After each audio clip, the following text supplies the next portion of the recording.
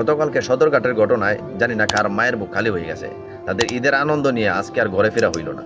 দুই লঞ্চের সংঘর্ষের কারণে তরতাজা দুইটা প্রাণ চোখের সামনে ছিন্ন বিচ্ছিন্ন হয়ে গেছে। তাদের বডির দিকে তো ভাই তাকানো যাইতেছে না, দুইটা বডি আলাগ হয়ে গেছে গা।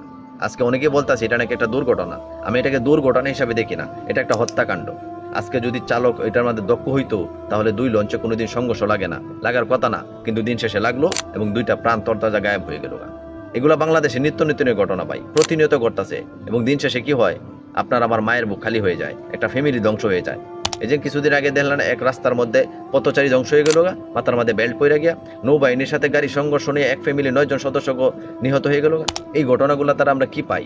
দিন শেষে আমরাই শুধুমাত্র এটার ভুক্তভোগী, এটার কোনো সুরা হয় না। কার কাছে বলবো ভাই? সবাই তো দায়িত্বহীনভাবে উত্তর দেয়, দায়িত্বহীনভাবে কথাবার্তা বলে। এটা বাংলাদেশের এখন বর্তমানের প্রতিনিয়ত ঘটনা। এই রমজান মাসের মধ্যেও বাংলাদেশের সাধারণ মানুষ এখন শান্তিতে নাই, নিরাপদে নাই।